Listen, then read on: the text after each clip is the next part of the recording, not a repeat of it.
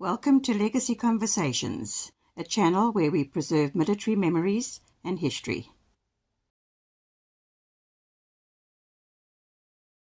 Hello everyone, it's Koos. Man, I've got a place for you to go and visit. Rand Airport. It's very in Johannesburg area, being close to Benoni, that side. And at Rand Airport, you will find the South African Airways Museum. And at that museum, you're going to find, man, the most fantastic things. I had such a good time going there. And I want to thank Peter and his sister and the staff and everybody at the museum. I walked in there, sort of unarranged. I said, guys, I would like to make a video of your museum, put it on Legacy. And they like, come, we'll help you. Well, no problem. And one of the lads even recognized me because he's one of the Legacy viewers. And so we were just assisted so much. And thank you. We appreciate. Now, this is a fascinating museum because it is sort of influenced by the SAF as well, you know. When the war broke out in 1939, the Second World War, that is, a lot of the South African Airways aircraft were actually taken over by the SAF. And then they were returned later, and some of them are actually standing there. And what is also standing there, which is fascinating and fantastic to see, is two Boeing 747s. Now, my first idea was to actually get a special task force people of the railway police that they demonstrate to me how they storm this aircraft. But that never realized because I was there in January and, you know, guys are on holiday and everywhere else. And we can still do an episode like that later because I've got all the footage. But who of you here don't remember 1995, a World Cup? I think at Ellis Park.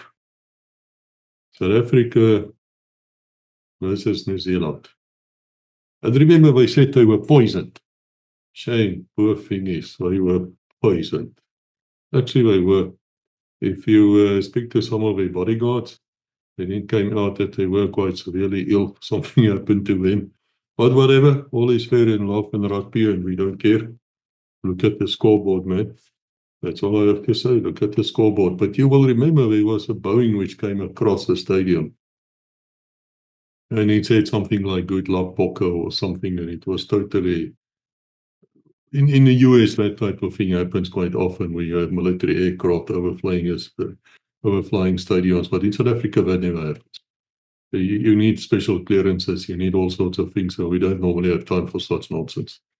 But it was most impressive, and it definitely changed the atmosphere there as well. And of course, we beat the hell out of the New Zealanders. I said that before. Out of All Blacks, actually, we were damn lucky to win, to be honest. I think, like most people at that stage, I was still watching rugby. I don't do it today. It's about the last time I ever saw a rugby game. I remember that right at the end, we were really thinking these refs must now blow the final whistle so we can take the glory and go home. But anyway, to make a long story short, that very same Boeing 747, it's called Telebombo, is standing there at this SAA Museum. When you can go and walk around in it. It is fantastic. You can walk around in many of these aircraft, and that's exactly what happened. Peter was kind enough to say to me, let me show you around. He did show me around. And what you're going to see now is exactly what I saw. And man, it was fantastic. I really, really enjoyed it. Again, I say thank you.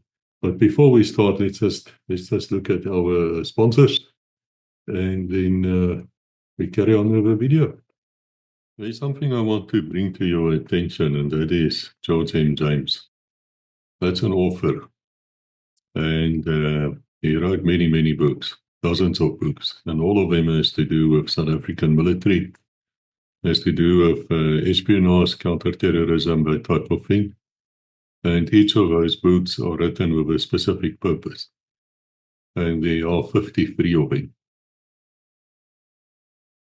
And George M. James has been a sponsor of this channel like in forever, since the very first video came out. So whatever George M. James books you buy, come back to Legacy. And they are available on audio, they're available on Kindle, available in paper, hardcover and softcover. All of them are available on Amazon. Some of the books are available in South Africa as well in softcover. And I'll leave the details here. I urge you to have a look at it. Go to the website, have a look at the website, and I'm sure you're going to discover marvelous things there. I can be very blunt to you. If you like legacy, if you want to support legacy, want to support us in what we do, then please go and look at the George M. James books. Get hold of them. You're going to learn things which you didn't know. And a lot of the things we've discussed on legacy has also come out in those books. And what is fascinating, those books were written before legacy came. So they were deeper knowledge than what I think most of us would realize. So again, guys, George M. James, go and look at it.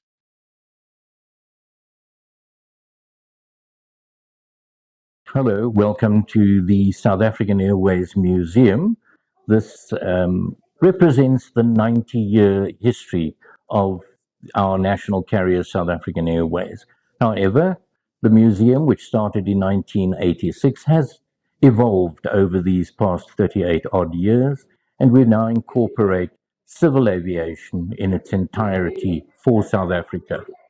And one doesn't realize that aviation actually started way back in 1886 with the Goodman Household brothers, who flew a glider off the peaks in KwaZulu-Natal. So it has a rich history. We've decided that we would like to preserve as much as we possibly can of aviation history and to display it for the benefit of the public and naturally school children.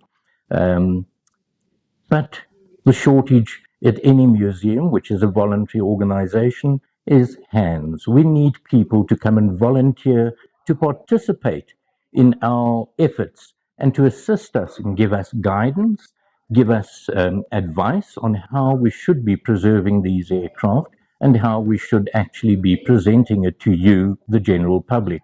We believe we're doing a pretty good job. However, improvement is always possible. In our museum, we have items of interest dating back to 1934 when South African Airways started.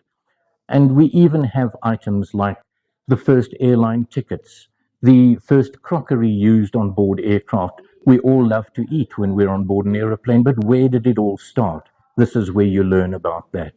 Uniforms, they've changed over the eras purely because fashion has changed and we wanted to be a fashionable organization. So this is what we've done. Crockery, cutlery, tickets, little bits of memorabilia, even a salt pot that was on board an aircraft when you flew. Besides all of this that we have in the museum, we have the display hall with showcases depicting some of the interesting items and the history related to these items. However, if you step across to our aircraft park, which has no less than 10 aircraft on display in the museum, the oldest of which dates back to 1939, so an 86-year-old Lockheed Lodestar. And we believe that she was assembled by ladies during the Second World War when men had been taken off to learn to fight the good fight. So the ladies put up their hands and said, guys, we will assemble these aircraft for you. And they actually put in the rivets to keep the aircraft going. And we have one of those on display here. So it is a place for you to come and visit. If you're at all interested in aviation as a subject, you're studying to be an engineer. There are 38 different career directions within an airline. So anything you can think of, we can accommodate you and we can give you the foundation at the museum. Our museum opens from Tuesday to Sunday. We open the entrance gate at 9 a.m. in the morning and we close the entrance gate at 2:30. However, the exit gate only closes at 3:30. So you still have an entire hour to view what we have on display and to enjoy it. All right, we've moved across to our aircraft park section, and the aircraft under which I'm standing at the moment is called La Bombo. She's a Boeing 747-200 series.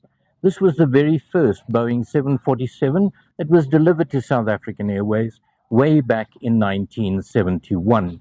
So the aircraft itself is just over 53 years of age at this stage, and she has been parked at our museum for the last 20 years, having been donated to us by South African Airways in the year 2004.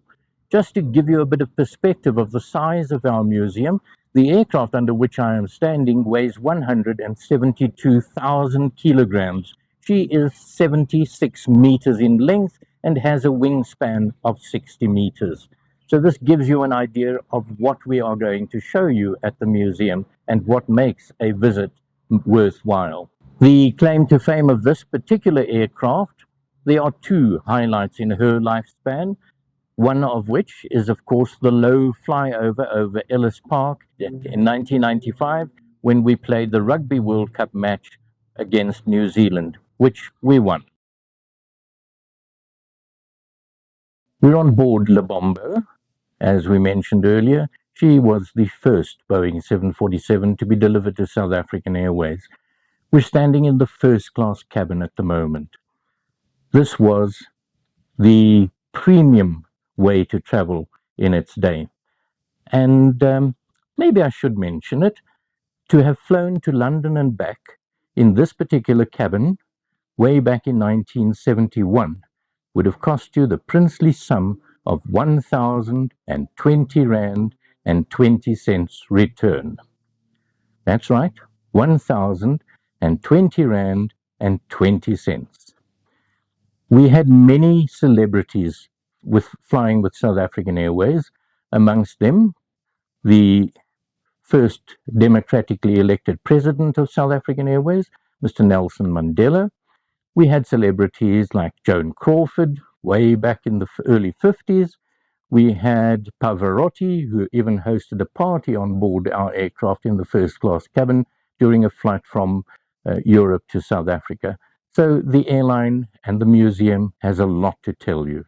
This is probably the part of an aircraft where the majority of us will be seated one day. It's called economy class.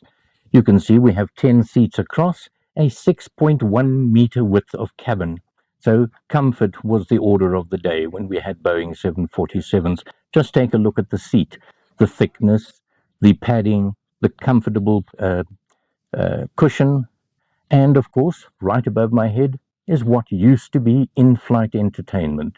Today, you watch a little screen at the back of the seat in front of you. In the early days, 1971 to the mid-80s, we actually showed videos from a projector and projected it onto a screen. Everybody in that section of the cabin watched the movie at the same time.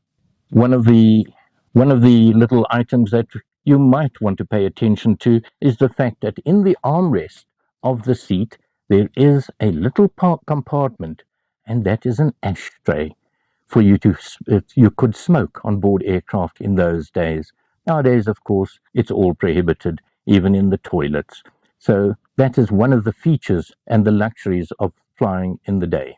This particular aircraft was divided in 3 different classes of travel. So you had first class, the most expensive, right up in the nose of the aircraft. Then we had a section called business class, and then, of course, economy, where the most of us would fly. First class, of course, was premium. As I mentioned, you paid 1,020 Rand to fly there. To sit here, you would have paid 290 Rand return to London. So service would have been slightly different. However, South African Airways always prided itself on the fact that what the first class passenger got, you as economy class also got. However, yours was packaged slightly differently.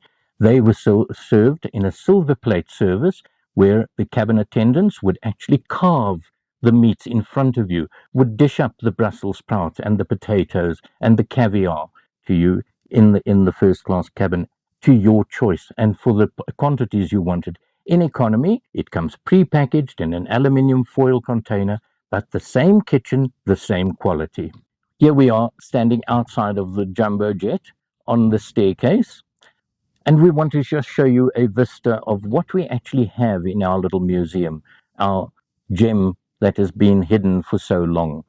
We have an old 1946 Skymaster, which took 33.5 hours to fly to London, as opposed to the 10.5 on a Boeing 747. We have a Super Constellation, which was the first pressurized aircraft and which first flew for Trans World Airways in America, and was created at the behest of the eccentric billionaire Howard Hughes. We have a hangar in which we have our two oldest aircraft, a Lockheed Lodestar and a de Havilland Dove. So plenty to see. Right at the rear end of the museum, we have a Boeing 747 200 series, but the SP version, which is about 15 meters shorter than the standard Boeing 747. There weren't many of them built, but there are only 3 left in the world that I know of, and ours is the most complete. So that is something to be proud of. And then you wouldn't believe, Peter told me about the cargo hold, and of course being in a cargo hold's not something you've been there before, but what I've never seen before is where they kept the gold, and that's here to the left. That's what you're seeing. That's like a strong box, safety box. That's where they would put the gold in, and then of course it would go to New York or London or wherever. And there you see the actual cargo hold. It's quite a big thing, but you have to bend down if you're a bit taller than 5'5", I would say. But fantastic, just to be able to go there. There's a hole there too, by the way, where special forces can access the cabin, or so I'm told. We will see when we speak to the special forces people. Anyway, then we went over to the other Boeing, the SP model, which was very, very fascinating. This is a side-mounted galley on board the Boeing 747 SP, the SP being a special performance aircraft, which was slightly shorter than the traditional Boeing 747. The design made provision for quite an extensive galley, which served both first, business, and economy class passengers. So you had your chillers and ovens for the front section, and you had chillers and ovens for the rear section of the galley. So people did not have to cross each other during a service procedure.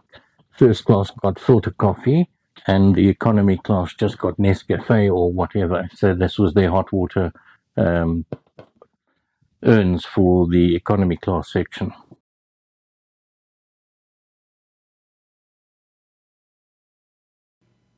Now what you see here is actually the cockpit of the 747 SP, and this thing works. It's alive. If you touch the wrong buttons there and they've got the power restored from outside, and they do that, you have to talk to Peter or go to the website. You'll find out why they're doing it and when. And I don't know if it's open for everyone, but he can tell you. I think this cockpit, I call it a dashboard, but of course it's got a different name. I'm sure the people here are shuddering in disgust with my terminology, but the fact is this will come alive. All these meters and little things will come alive. He can tell the story himself. Apparently when they started it up the first time, only 3 or 4 circuit breakers were not working and had to be replaced. And it's also so that 747 Lebombo, which is not this one, it's the other one, when that thing landed, it was in every aspect ready to fly again. Now, if you go to the museum, you will see they have this fantastically well-made brochures where you can read a lot of interesting stuff.